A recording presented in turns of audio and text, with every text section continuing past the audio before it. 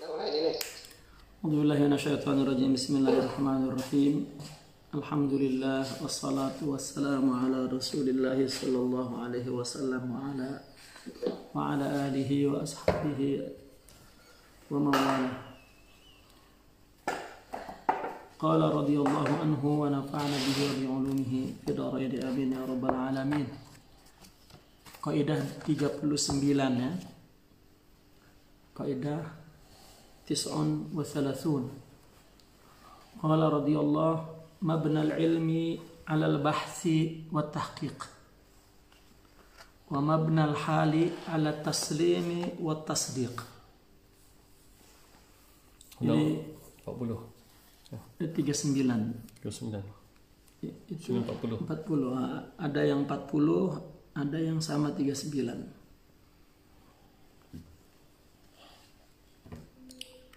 Mabna al-ilmi alal bahthi wa tahqiq. Ini kaidah yang diantara yang juga sangat penting di zaman sekarang ya, untuk menilai ya, satu ibarah ya, daripada bidang tertentu, satu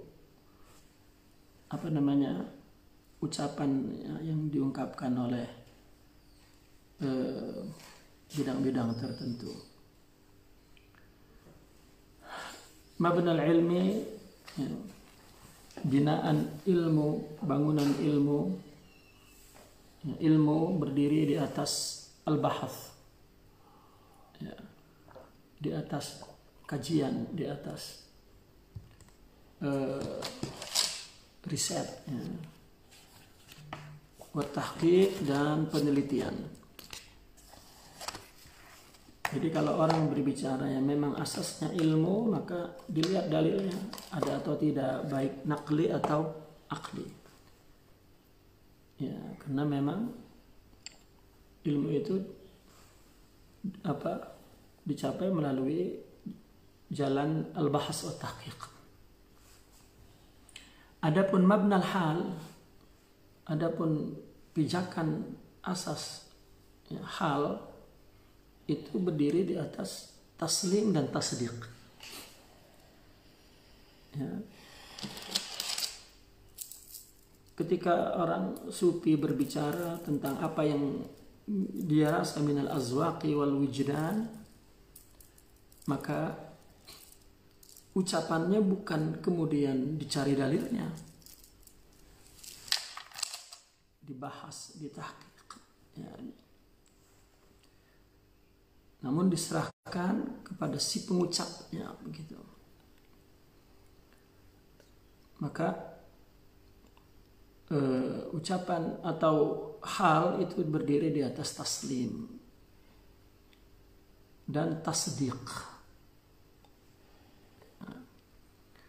Fa idza takallama al-'arifu min haitsu al-'ilmu nudhira fi qawlihi bi aslihi min al-kitabi was sunnah wa athari salaf. Li'anna al-ilma mu'tabarun bi aslih. Meskipun itu seorang sufi, kalau berbicara ilmu, maka perkataannya mesti dilihat dasarnya, asalnya, dalilnya. Ya, mesti dilihat dalilnya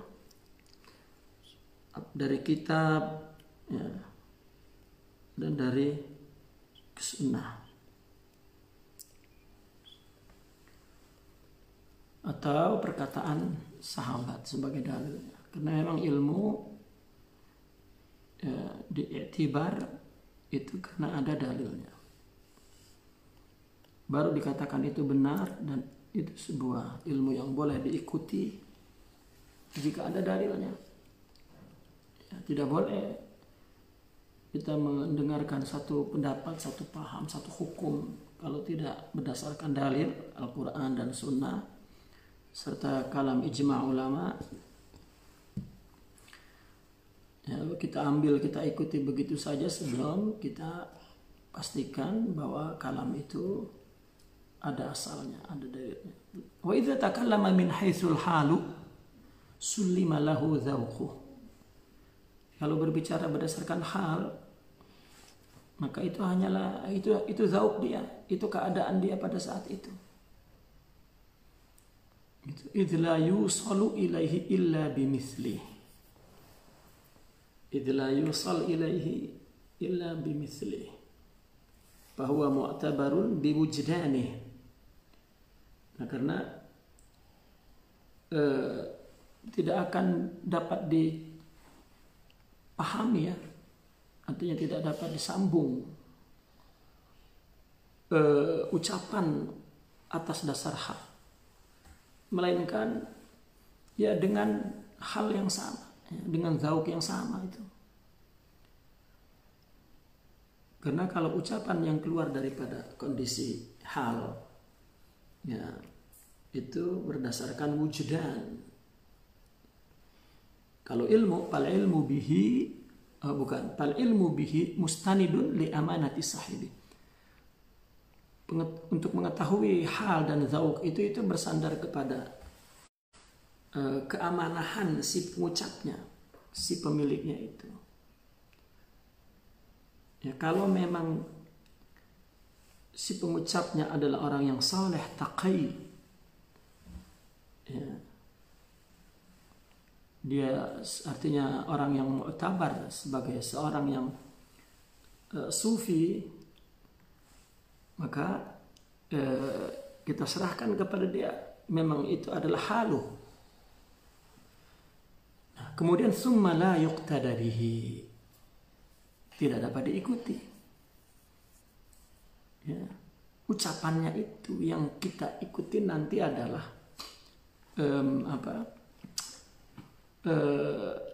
apa yang diikuti itu bukan ucapannya, tetapi mesti tadi la yusal ilaihi illa bimithli, mesti kita dalam keadaan yang sama dulu, baru kemudian ucapan itu dapat bukan diikuti. Karena itu memang tidak boleh diikuti, mesti mempunyai hal yang sama, baru sah itu orang melakukan perkara yang sama berdasarkan hal.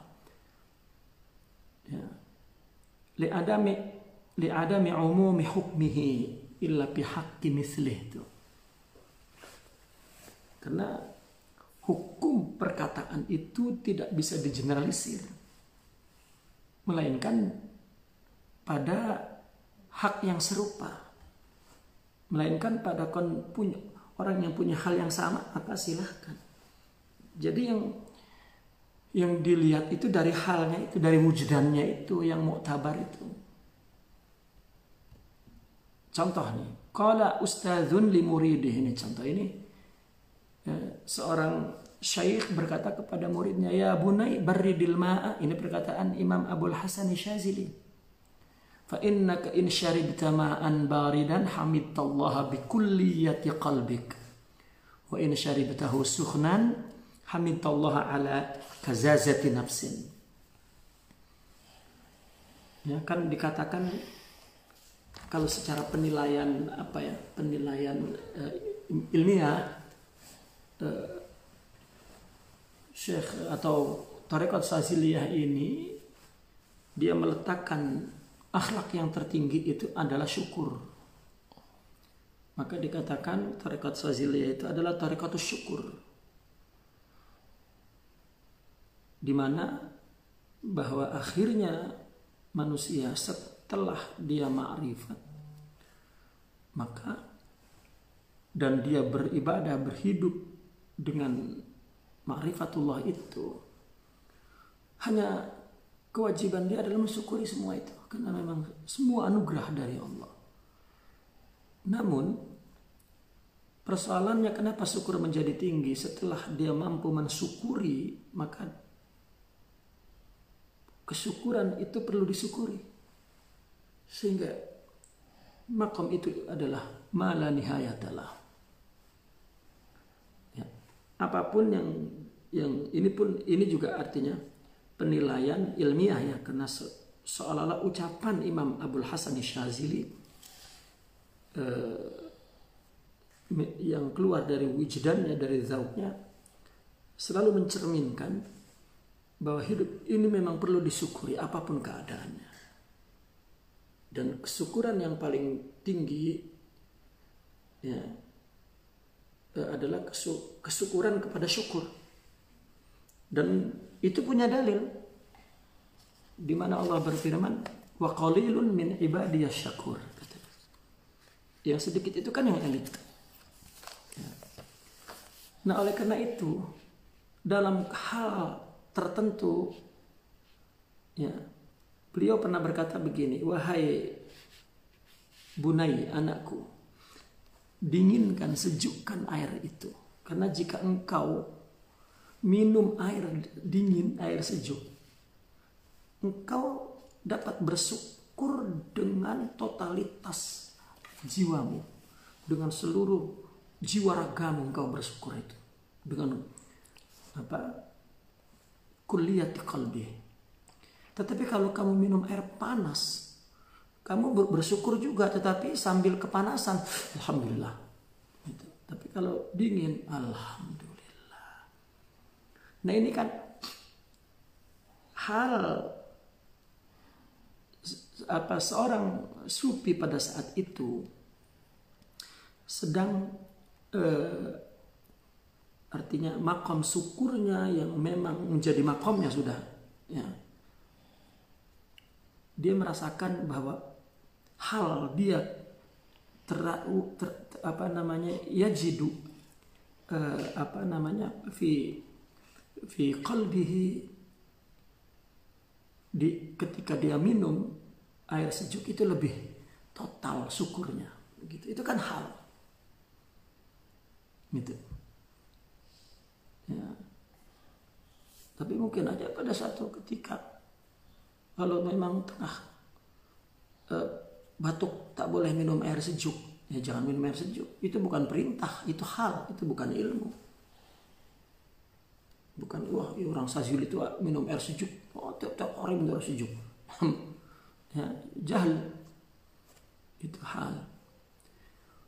Lalu ada satu murid berkata, qala ya sidi parrajulul ladzi wajada kullatahu qad inbasatat 'alaiha syamsu faqala astahyi minallahi an anqulaha lihadzi.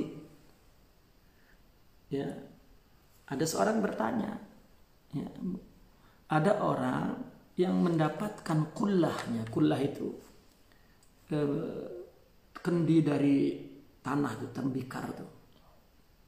Kalau qadin basatat artinya telah renggang gitu oleh matahari, artinya kepanasan jadi kan gitu. Nah, mau dibawa dia malu. Kenapa? Karena ada haz gitu. Astahi minallahi an anqulahu li hadzi. Qala ya bunai dzalika sahibul hal la yuqtada bihi. Ya enggak apa-apa mau minum air hangat atau apa. Gitu. Ya, itu kan masalah hal. Bukan untuk diikuti, la yuqtada bihi. Gitu.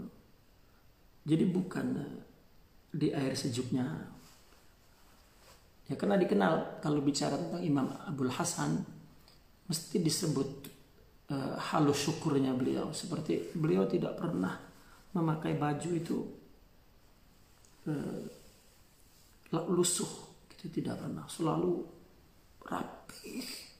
Gitu. Karena dengan begitu dia merasa tamatta begitu, mensyukuri anugerah Allah. Karena beliau adalah seorang businessman, ya.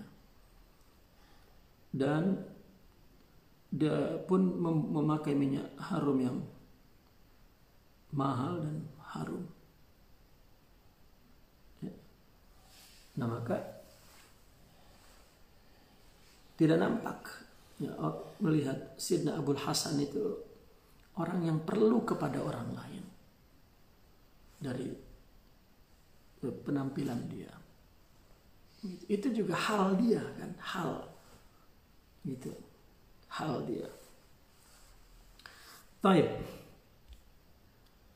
itu kaidah yang pertama, bahwa ada pembicaraan berdasarkan ilmu itu mesti dicek kebenarannya dan dalilnya. Ya. Tetapi kalau bicara tentang hal itu adalah milik dia. Persoalannya jangan di ucapannya, tetapi di di apa namanya, di wijdannya itu, artinya dia halnya itu yang mesti dia miliki. Nah, hal di sini bukan hal, kan berbeda antara halul murid dengan halul arif. Kalau halul arif itu maqam, ya, halul arif itu maqam. Kalau maqamul murid halu, sifat-sifat yang sepatutnya menjadi sifat yang thabitah, ya, menjadi karakter yang salim, yang sahih, yang sehat. Dan ya, orang sehat kan kalau badan kan ada sehat, ada sembuh, ada sehat, karena memang dia hidup di alam yang berganti. Kalau rohani tidak. Ada istilah, kalau Allah sudah beri makrifat itu, syuhud itu, maka Allah tidak akan tarik. Tidak akan tarik lagi, tidak akan diambil lagi. Kenapa demikian? Karena untuk memberikan kesempurnaan Allah, bahwa Allah tidak punya sifat naqs. Artinya Allah tidak salah memberi sesuatu yang paling urgent dalam agama, itu ma'rifat. Gitu. Dan itu sebab dikatakan ketika dalam kondisi itu la yadurruhu dzambun wala. Kenapa? Karena dia akan bertobat. Jangankan soal ma'rifat, orang punya ilmu saja, orang yang sudah Allah berikan, anugerahkan ilmu min ulumi syar'iyyah, ya, orang akan berbuat dosa. Tetapi mereka yang punya ilmu, Allah akan ampunkan, ya, di dunia sebelum di akhirat. Di antara pengampunannya, dia akan raja ilallah bi ilmi. Ya, itu memang karena dia mendapat anugerah yang tinggi, yaitu ilmu Allah terhadap hukum syariatnya itu. Nah, namun orang berdasarkan kehasudan, masalah nafsu, ya, akhirnya sesama ahli ilm itu ikhtilaf dan seolah-olah seperti bermusuhan. Ya, tapi satu ketika jika dia merujuk, ya, kepada Allah dan dia tobat dan mengamalkan ilmunya, maka Allah akan, ya, anugerahkan maqam-maqam ilahiyah itu, maqam-maqam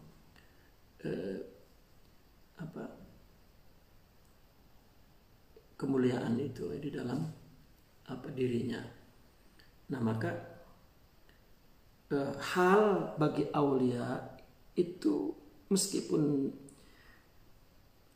kondisi datangnya itu adalah di artinya sewaktu-waktu, karena memang dia ya taghayyar, dikatakan hal itu kan berubah gitu. Tetapi dia memiliki sifat, keadaan itu memang selamanya gitu. Datangnya itu berubah. Dia mendengar Al-Quran, dia menangis. Dia mendengar Al-Quran, dia gembira. Dia mendengar Al-Quran, dan itu senantiasa. Ya, itu senantiasa. Bahkan mereka para aulia memelihara keadaan itu. Jika itu dicabut, jika itu hilang, maka dia merasa bahwa Allah meninggalkannya. Artinya barometer, termometer, ya, namanya? Ya, temperaturnya, ya. Ya. Untuk mengetahui Allah bersama atau diri dari zauknya itu. Capacity. Ya. Zauk, karena zauk itu tumbuhnya bukan dari perasaan, bukan dari pikiran atau dari infial dari perbuatan orang, tidak. Dia murni dari dalam. Hal bagi aulia itu tumbuh dari sifat-sifat mulia itu, dari maqamat ruhiyah itu, dari nur Muhammadi. Itu yang menimbulkan hal. Nah, disitulah dia mengukur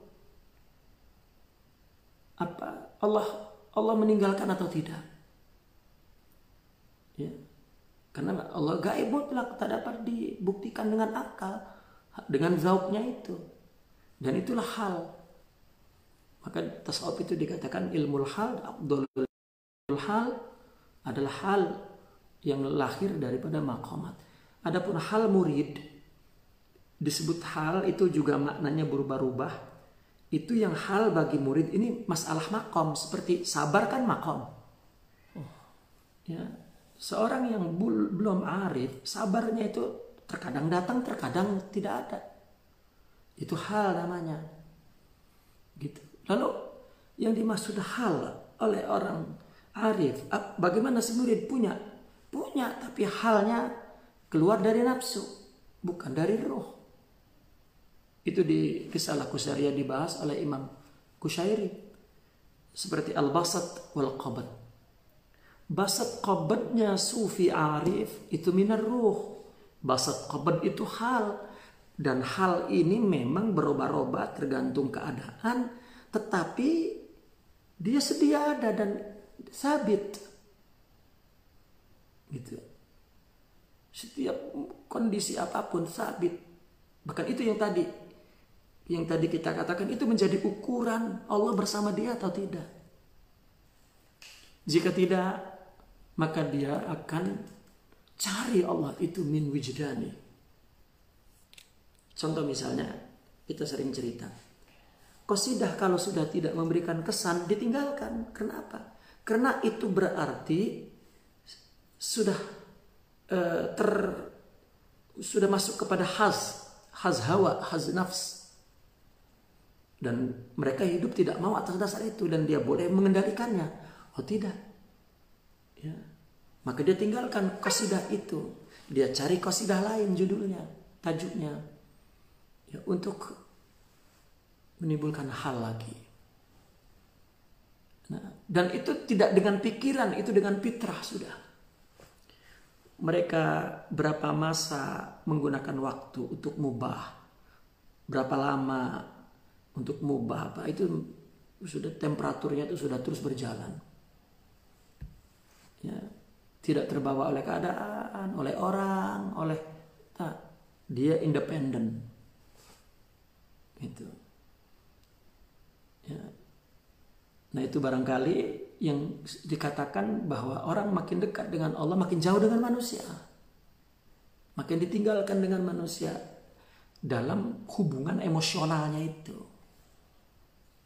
Nah jika murid halnya itu adalah hal yang keluar dari nafsu, dia senang karena dengan uang, bukan dengan yang memberinya itu Allah.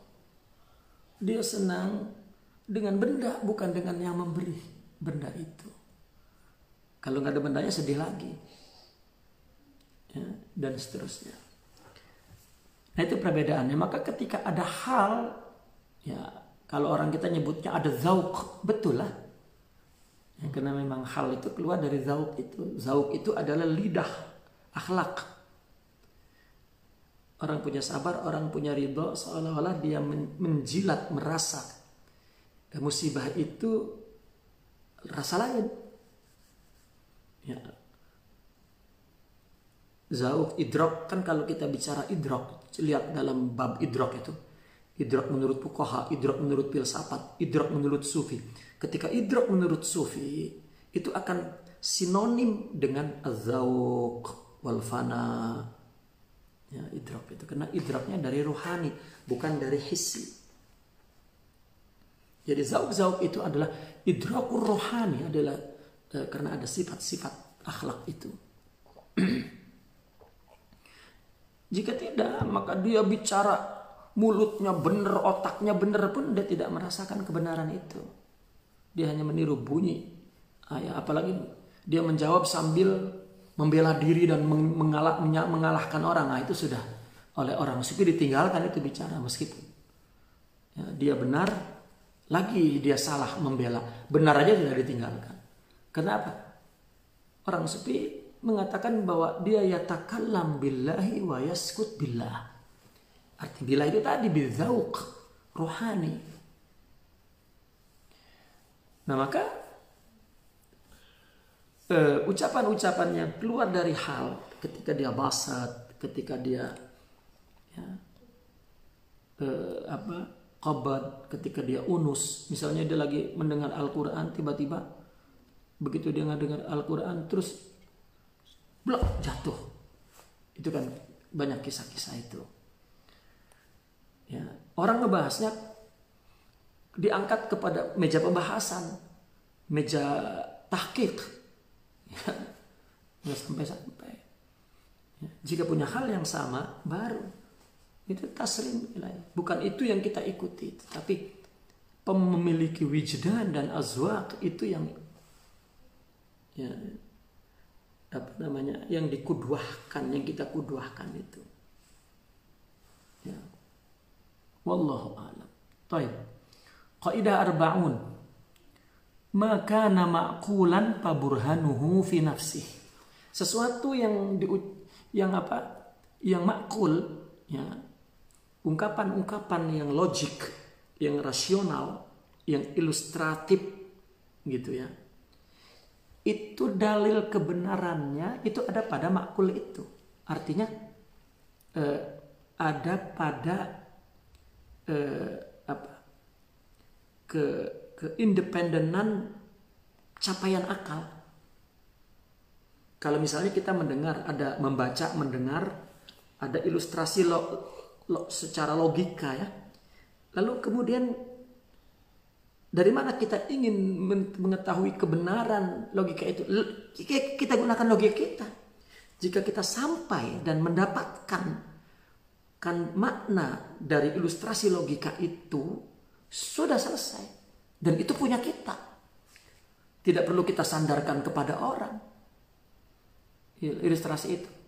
Bahkan biasanya orang-orang, ya para ulama itu, dia akan memindahkan ke contoh lain dalam ilustrasi yang sama.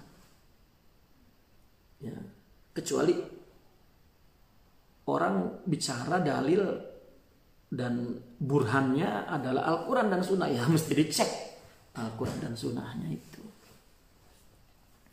Makanya kenapa Imam Al-Ghazali dalam Ihya Ulumuddin, orang mengkritik itu dalil hadisnya doib, ada yang maudhu, itu sebetulnya ya tanpa melihat. Kan orang-orang pertama yang mengkritik Imam Al-Ghazali dari sisi itu, ya mungkin dari ulama yang memang muktabar hanya untuk memberikan intibah bahwa itu hadis dhaif atau maudhu. Tapi memang orang pertama yang mengkritik Imam Al-Ghazali itu adalah musuh-musuhnya. Karena di zaman Imam Al-Ghazali terjadi fanatik mazhab yang luar biasa. Siapa musuh berat kepada geng atau kelompok Syafi'iyah, mazhab Syafi'iyah? Ini di daerah Maghrib nih. Ulama Maghrib itu dulu terjadi. Ya, saya juga utak-utik di internet nih, baca sejarah Maghrib. Betul mengalami gulu tasyadud dalam ta'assub kepada mazhab Maliki. Jadi karena seolah-olah dunia Islam itu dipenuhi tafsirnya, tauhidnya, fikihnya oleh ulama Syafi'iyah. Seolah-olah dunia ketinggalan, dipenuhi dengan Syafi'iyah. Orang mazhab Maliki di Maghrib merasa hasad. Ya, pada saat itu di Maghrib ini memang mengalami banyak kekhurafatan karena ada daulah Fatimiyah muncul di sini, ya, dan lain sebagainya. Saljuqiyah itu. Dan kemudian terjadi hasad kepada Imam Al-Ghazali. Nah, ulama-ulama fikih Malikiyah di Maghrib inilah yang menghasad Imam Al-Ghazali. Wah, itu dhaif, itu tidak betul gitu. Nah, pengkaji sekarang tiba-tiba mengutik-ngutik itu. Wah, ini ya wallahu alam, tidak membaca kronologisnya, karena kan manhaj Imam Al-Ghazali dalam Ihya Ulumuddin ketika dia membahas satu tajuk, ya, ini satu tajuk ya, satu judul, satu bab maudu yang dibahas. Maka dia kasih ayat Al-Quran. Al-Quran kan gak ada yang doib. Setelah itu dikasih hadis sahih meskipun satu. Baru kemudian hadis-hadis yang secara riwayatnya doib mungkin atau maudu mungkin. Tetapi di situ ada bayan akli. Ada penjelasan akal. Kita membaca ini, kita ambil makuliyahnya itu. Karena setelah itu beliau lari kepada sahabat, tabi'in, dan akhirnya terus kepada para ulama paling dekat, paling makin ulama yang terus makin mendekat dengan abad beliau kan. Terus, nah sejumlah ini untuk membangun ide yang ya, dan misi yang ingin disampaikan kepada orang. Jadi di situ ada bayan aklinya itu. Ya. Dan itulah kan yang menggegerkan dunia Ihya Ulumuddin itu, karena tidak ada sebelumnya menulis ya, ilmu syariah itu dengan 3 bidang sekaligus dilengkapi dengan bayan akli, penjelasan yang logik. Di samping dia menjelaskan sisi spiritualnya. Di balance, di jama' ana baina syariah wal haqiqah. Tidak ada sebelum Imam Al-Ghazali yang melakukan metode seperti itu. Kalau kemudian di zaman setelah beliau ada, mesti ngikuti cara itu. Dan itu diakui oleh dunia, dan itu yang membuat hasud. Nah maka kita lihat dari kaidah ini, maka nama ma'kulan, maka burhannya fi nafsil ma'kul, artinya istiqlaliyatul aqli biidraqih. Itu adalah keindependenan capaian akal itu. Walidzalika la yuhtaju li ma'rifati qailih. Tidak perlu dicari riwayatnya siapa ini, dari mana. Wong itu ada dalam logika. Illa min haitsu kaunu dzalika kamalan fihi. Ya, melainkan dari sisi adanya makul itu adalah sempurna. Wal mankul, adapun mankul maukulun li amanati naqilih. Kita cari siapa nakilnya. Dan lihat ilmu hadis sudah melakukan jarh wa ta'dil dan lain sebagainya. Falazima al-bahsu wa ta'rif li wajhi. Mesti dicari dan diberikan pengenalan, definisi tentang pengucapnya itu, nakilnya itu. Ya, itu mankul.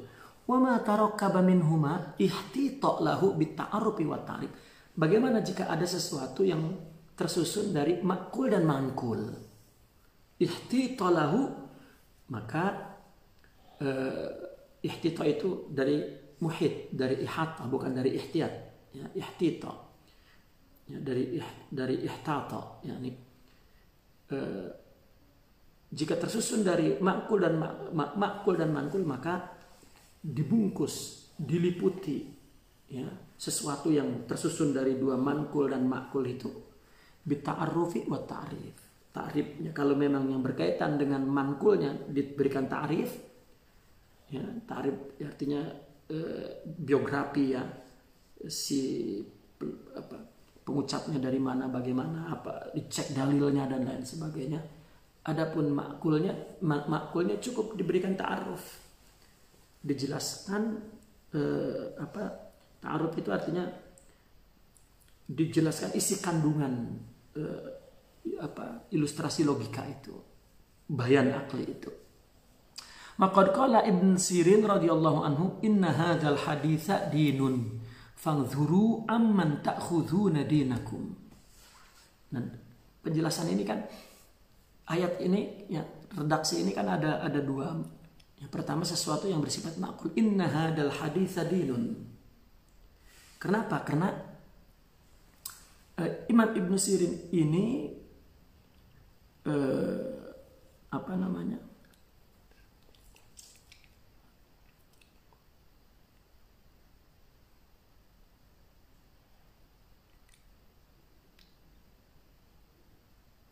ingin menyatakan bahwasanya ilmu itu ya mesti ada sanadnya, karena sanad itu adalah bagian dari agama. Ya. Yang ada dalilnya adalah begitu. Nah, maka ketika dia katakan inna hadzal haditsa dinun fanzuru amman ta'khuduna dinakum. Lihatlah dari siapa kamu mengambil agama kamu. Nah, wa hadza tafsil fi haqqil musyrik 'alal ilmi. Ya. Perincian ini kenapa hadis ini adalah agama dan kemudian disuruh untuk mengecek ya, dari siapa dia mengambil agama itu. Ya, ini kan seolah-olah ada perincian. Pertama, bahwasanya setiap bidang ilmu ya itu adalah agama. Jadi ini umum kan, ini logik ya. Berarti kita mendengar apa saja ya, itu mesti dilihat siapa orangnya. Itu. Nah, maka dijelaskan di sini perincian ini hak bagi musyrif alal ilmi. Ya, orang yang para ulama yang memang mengontrol ilmu itu agar ilmu tidak keluar dari dalil yang benar. Ya, dari dalilnya Al-Quran, hadis, nggak keluar dari situ. Itu kan dalil kita, asal kita, dari asalnya. Qad istas'ara maqasidah, ya, yang dapat merasakan maqasid ilmu itu adalah hak al-musyrif alal ilm, ahli ilm gitu. Amal ami wa man kana fi ma badi'it talab fala budalahu min ma'rifatil wajhi alladhi ya'khudhu minhu ma'qulahu kaman kulihi liyakuna ala iktida'in la ala taqlidin. Adapun orang awam dan orang yang masih di dalam mabda' talab, baru belajar, maka tidak mesti dia mengetahui sisi pengambilan makul itu. Ya, tidak seperti mankul. Ya, agar dia tetap dalam iktida. Ya, mankul tetap dalam iktida, tidak taklid. Itu. Nah kan dalam di dalam ungkapan Imam Muslim bahwasanya isnad itu daripada agama gitu kan. Di situ ada ungkapan inna hadzal ilma dinun. Itu. Ilmu.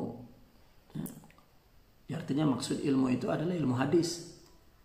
Ya, inna hadzal ilma dinun. Ya. Seperti ungkapan dinuka damuka walahmuk, katanya gitu.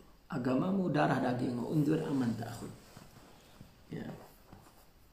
Itu artinya tentang kudwah amal din batinan. Ya.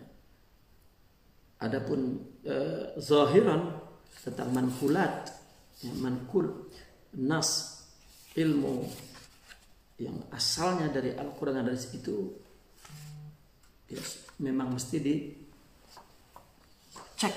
ya, asalnya dan keamanahannya dan lain sebagainya. Taib.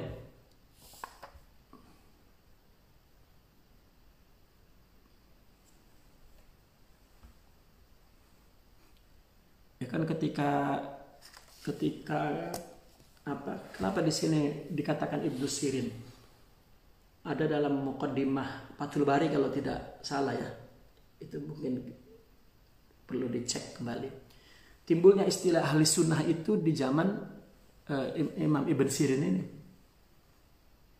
Ya, karena ketika sudah terjadi di zaman fitnah, maka para ulama itu memohon kepada khalifah untuk untuk menerima hadis dari ahli sunnah saja. Selain dari ahli sunnah tidak boleh. Gitu. Artinya orang yang keluar dari daulah Islam ya di zaman Muawiyah itu, maka tidak boleh hadisnya diterima. Yang ada kelompok Khawarij dan selanjutnya di kelompok Syiah itu tidak diterima hadisnya.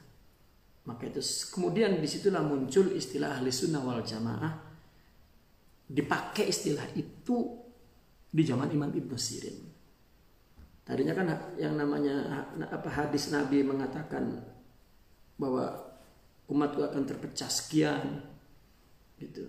Semua masuk neraka kecuali satu, firqon najiyah, adalah orang yang mengikuti aku dan apa yang ada aku lakukan dan orang-orang yang mengikuti aku. Itu belum muncul istilah Ahlussunnah wal Jamaah, meskipun kalau kita ngebahas sekarang itu dalilnya. Tapi dipakainya dan dimunculkannya dan diberikan batas makna secara praktikalnya itu di zaman ya, Al-Imam Ibn Sirin. Gitu. Maka muncullah akidah itu. Maka dia bilang inna hadzal haditsa dinun fanzuru amman ta'khuduna dinakum. Ini adalah hak para ulama ya, yang bisa mengerti apa maksud Imam Ibnu Sirin ini. Yang adapun orang am, dia mankulnya saja. Gitu. Taib. Kaidah yang wahid wa arba'un at-taqlidu akhdul qawli min ghairi istinadin li alamatin fil qail. Kalau taklid itu mengambil perkataan tanpa disandarkan ya kepada alamah ya pada pengucapnya. Ya, orang taklid itu tidak perlu dia menerima kata-katanya, tidak perlu lagi dia mencari alamat orang si pengucapnya. Oh, dia itu siapa, itu bagaimana, tidak perlu. Wala wajhin fil maqul. Ya, dan juga pada ucapan orang yang qail itu. Ya, dia memang tidak ada jalan untuk menyandarkan itu. Bahwa mazmumun mutlaq. Maka bagaimanapun tetap tercela secara mutlak. Listizai sahibihi bidini. Ya, karena si sahibnya istiza bidini. Ya, menghinakan agamanya. Ada yang kedua al-iktida. Al-iktida ini baru al-istinad. Ya, dia mesti mengetahui sandarannya ketika dia mengambil perkataan itu. Kepada apa? Kepada dianati sahibi. Ya, orang yang mengatakan ini bagaimana agamanya, bagaimana ilmunya. Ini hadhihi rutbatu ashabil madzahib ma'amatiha. Ini levelnya level si pemilik mazhab itu beserta imam-imamnya. Ulama-ulama yang mengembangkan mazhab-mazhab tertentu, seperti orang yang mengikuti mazhab Syafi'i misalnya kan, Imam Al-Ghazali, Imam Hajar Haytami, Imam Nawawi, Imam Ibnu Hajar misalnya, atau Imam Al-Baqilani, ya, itu adalah orang-orang yang muqtadi iqtida. Itu bukan taklid. Kalau disebut taklid juga itu majaz. Fa itlaqut taklid 'alaiha majazun. Maka dikatakan mujtahid taklidi katanya. Gitu. Wa tabassur, apa tabassur? Kalau tabassur adalah akhdul qawli bidalilihil khas. Ya, perkataan ini dicari dalil khususnya. Min ghairi istibdadin bin nadhr, tetapi tidak berlebihan dalam penelitian itu. Wala ihmalil qaul, tetapi juga tidak mengabaikan terhadap perkataan itu. ini rutbatu masyayikhil madzahib wa ajawidi talabatil ilm. Ini levelnya level para guru-guru mazhab, ya, para masyayikh mazhab-mazhab itu, dan para penuntut ilmu yang yang jayid itu, yang baik-baik, penuntut ilmu yang baik. Wal ijtihad. Ya, ini dari definisi ini kita dapat melihat perbedaan apa itu taklid, apa itu iktida, apa itu tabassur. Ya, adapun ijtihad iktirahul ahkami min adillatiha. Ya, ijtihad itu adalah iktirah. Ya, iktirah itu artinya mengajukan pembahasan hukumnya dari dalilnya. Ini hukum ini mana dalilnya? Ya, atau melahirkan hukum berdasarkan dalil Al-Quran dan hadis. Ya. duna mubalatin biqailin, tanpa memperdulikan kepada pengucapnya. Summa in lam yu'tabar aslu imamin mutaqaddim fa mutlaq. Kalau asal dalil imam yang mutaqaddim itu, yang mempersembahkan hukum itu, ya, belum muktabar, maka mutlak masih masih individual, ya, artinya masih mutlak, belum takyidkan kepada yang lain. Jadi itu masih diserahkan kepada si imam yang bersangkutan. Wa illa fa muqayyadun. Ya, jika muktabar, ya, maka itu muqayyad, tergantung bagaimana nanti dalilnya itu. Ya. Wal madhabu ma qawiya fi nafsi hatta a'tamada ya'tamid sahib. Kalau mazhab itu sudah merupakan kekuatan di dalam diri seseorang tuh, tentang pikiran, tentang apa yang dianutnya, sehingga dijadikan pegangan oleh si pemilihnya. Ya, kita mengambil Imam Syafi'i, maka itu yang kuat dalam pegangan dalam diri kita itu, gitu. Karena jika tidak, maka nanti dia tidak bermazhab, kan, gitu kan. Maka wiya fi nafsi. Wa qad zakara hadhil jumlah bi ma'naha fi Miftah Sa'adah. Ada dalam kitab Miftah Sa'adah perkara semua ini diterangkan, ya, dengan makna-maknanya yang panjang, yang jelas. Ya, itu hanya dijelaskan secara singkat saja. Kemudian kaidah yang terakhir, kaidah 42, la muttaba'a illa al-ma'sumu lintifa'il khata'i anhu. Ya, tidak diikuti melainkan maksum. Karena yang maksum ini dia tidak punya kesalahan. Ya, kesalahan dalam hukum agama itu. Bukan kesalahan dalam basyariah. Ya. Kalau kesalahan dalam basyariah tanpa melihat syariah, gitu, itu ada, karena kesalahan itu timbul dari interaksi orang, ya, orang tidak setuju, orang tidak, ya, betapa Nabi dia pandang sebagai orang yang sangat mengganggu, sangat merusak, kan salah itu, ya, tanpa melihat syariatnya benar atau tidak, gitu. Nah, maka orang mengukur itu pertama, ya, syariat itu, ya. Kalau tidak diukur dengan syariatnya, maka orang salah saja. Ya, orang mungkin menyakiti, tapi lihat syariahnya. Dan itu kan masalah basyariah. Maka orang melihat hakikat dirinya, arti hakikat dirinya, apa yang dia lakukan berdasarkan akhlak atau tidak. Ya. Kalau itu berdasarkan akhlak, ya, artinya bahwa dia tidak punya pikiran jahat, dia punya rencana buruk, tidak ada jiwa yang kotor, artinya memang orang yang ingin menghancurkan, menjahati, menyakiti, gitu. Kalau itu tidak ada, ya, lihat syariatnya, syariat oke, selesai, gitu. Mahfuz indallah, gitu. Nah, maka bagi Nabi itu maksum, bukan, ya, maksum, memang tidak ada celah untuk salah. Auman syahidalahul maksumu bil fadl. Dan yang diikuti adalah orang yang diberikan persaksian oleh maksum tadi itu, oleh Nabi, akan keutamaan. Li'anna muzakkal adli adlun. Karena orang yang dipuji soleh, jujur, maka jujur, gitu. Kalau yang memuji itu adil, maka adil, gitu. Faqad syahida alaihi salatu wasalam bi anna khairal quruni qarnuh sumal ladzina yalunahum sumal ladzina yalunahum. Nabi pernah bersabda, sebaik-baiknya abadku satu. Ini kan berarti maksum. Sumal ladzina yalunahum sumal ladzina yalunahum. Jadi seolah-olah ada dua abad yang setelah Nabi itu. Fasahafatluhum ala tartib. Ini summa ini maknanya tartib, bukan makna sama, bukan taswiyah, ya, tetapi makna tartib, ya, bukan makna tasawi. Ya.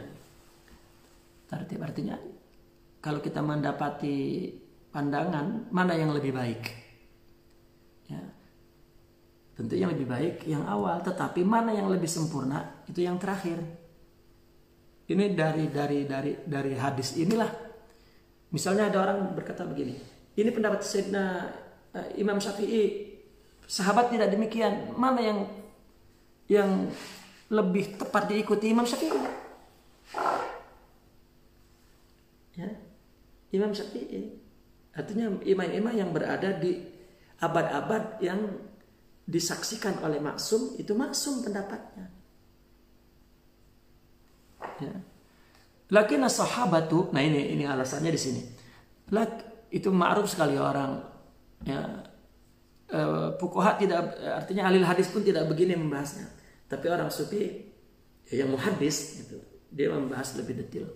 Lakin as-sahabatu tafarraqu fil bilad. Alasannya begitu. Sahabat itu kan terpencar-pencar di setiap negara. Ketika Nabi tidak ada, berat sahabat terpencar. Wa ma'akuli wahidin ilmun. Setiap sahabat mempunyai ilmu pengetahuan. Kama qala al-Imam Malik, para alama ahadihim ma huwa nasikhun wa ma al-akhar fa huwa mansukh. Yang satu masih masih membawa ayat yang asli, ternyata yang lain, ya, sudah bawa ayat yang dimansukh. Wa ma wahidin mutlaq wa ma al-akhar muqayyad. Ya, ada yang membawa artinya ayat, sudah ada yang muqayyad. Ya, baik muqayyad hadisnya yang muqayyad, ada hadis masih perintah masih satu, belum dikaitkan dengan sebabnya, ya. Ternyata dia bawa hadis kemudian sudah ada kaitannya dengan sebab, maka diterangkan, maka terjadi perbedaan ini. Wa ma ba'dihim amun wa indal akhar mukhassas. Ada yang dikatakan umum, dia belum tahu taksisnya, ya. Karena ada hadis lain yang sudah menjadi mukhassisnya. Kama wujida katsir, dan banyak lagi problem itu. Nah, kemudian bagaimana kita untuk memahaminya? Falazimal intiqalu liman ba'dahum. Artinya kita memahami Nabi ini, lihat bagaimana sahabat memahaminya. Karena sahabat lebih isti'ab. Nah, kalau persoalannya ada di sahabat, kita lihat di tabi'in. Karena tabi'in bagaimanapun akan isti'ab. Artinya isti'ab itu akan menguasai semua ucapan sahabat, kan? Dia akan dibanding-bandingkan. Dia sudah tahu yang mutlak, yang muqayyad, yang am, yang khas, itu dia sudah selesaikan. Jadi kalau kita mau ngambil pendapat dari tabi'in itu, karena sahabat itu masing-masing punya ilmu dan terpencar dan belum ditangkih. Artinya apa yang dia dapat terus dibawa oleh dia dan diberikan. Begitu. Nah, tetapi kenapa kita mesti pindah kepada orang yang sesudahnya? Idzama al-mutafarriqa min dzalik. Karena dia sudah menghimpun yang terpencar itu dari sahabat itu. Tabi'in itu kan. Wa dhabat riwayat tapi mahunalik. Dan sudah diatur udah riwayatnya itu. Ya. Lakinnahum lam yastau'ibuhu fikan. Tetapi belum diisti'ab sebagai sebuah pemahaman fikih, belum, masih terpencar-pencar, masih baru dihimpun di zaman Imam Az-Zuhri misalnya, di zaman di zaman Urwah, di zaman Syihabuddin Az-Zuhri, di zaman Umar bin Abdul Aziz, itu masih dokter riwayah tabi'in. Wa in waqa'a lahum ba'du dzalik, ya. Kalau sebagian daripada itu juga terjadi pada mereka, falazimal intiqalil lisalis. Nah, kalau misalnya kita lihat, wah ini masih bertabrakan di hukum, maka kita lihat kepada generasi yang ketiga, kan 3 itu, Nabi yalunahum summa yalunahum. Nah, karena di yang generasi ketiga inilah jama'a dzalika wa dhafatahu wa tafaqqahu fihi, dan sudah artinya dijama, kemudian diatur dengan baik, ya, kemudian dipahaminya, diberikan kaidahnya, fatamma hifzan wa dhabtan wa tafaquhan. Ya, dihafal semua, didobit semua, dikasih kaidah-kaidah dan diberikan definisi-definisi tafakuh. Falam yabqa li ahadin ghairul amali bimastambatuhu, maka tidak ada jalan lain melainkan mesti diamalkan apa yang diistinbat oleh dia, wa qabuli ma as-saluhu wa tamaduh, dan kita menerima apa yang mereka sudah sudah ditaksil oleh mereka. Ya, sudah diberikan hukum-hukum itu berdasarkan asalnya, furu-furu itu berdasarkan asalnya, berdasarkan kawaidnya, berdasarkan bayannya. Ya, walikulli pannin min fi hadzal qarni a'immatun. Setiap bidang ilmu di abad ini ada imamnya, masyhur. Fadluhum ilman wara'an. Ya, yang ilmunya dan wara'nya ya mereka betul-betul tinggi, utama. Seperti Imam Malik, Syafi'i, Imam Ahmad, Nu'man bagi dalam bidang fikih. Dalam tasawuf Imam Junaidi, Imam Ma'ruf, Imam Bishir di tasawuf. Ya, dan di dalam ilmu akidah Al-Muhasibi dan lain sebagainya. Dialah yang balu man takalama fi itsbatis sifat kama zakarahu Ibnul Athir. Ya, Sidi Al-Imam Al-Muhasibi itu yang pertama kali berbicara tentang sifat-sifat seperti yang disebutkan dalam Ibnu Athir. Ya, wallahu alam. Jadi ketika sampai ke jatah Imam Malik ini masih berada di dalam yang maksum, perkataannya benar. Tidak mungkin Imam Syafi'i itu tidak paham tentang sahabat. Ketika dia sudah simpulkan ini berarti sudah dijamak dari sahabat, kemudian dobat riwayat yang dilakukan oleh generasi kedua dia juga sudah pertimbangkan, maka kemudian dia bikin tafakuhnya, uraian-uraian ya secara praktikalnya, rinciannya, ya, bahkan kaidah fikihnya sudah dibuat. Maka benar, tapi kalau kita lari ke sahabat, ke salaf, dia akan bertentangan dengan satu yang lainnya. Paham dia bukan sahabat. Dia tidak paham bahwa ini masih mutlak, belum ditakyid, ini masih belum ditaksis. Ya. Karena masih katakanlah masih asli dibawa oleh sahabat, disebarkan. Nah, baru generasi berikutnya didobat, ditadbit. Ya, disusun kembali dan dilihat hadis demi hadis, diberikan itlak.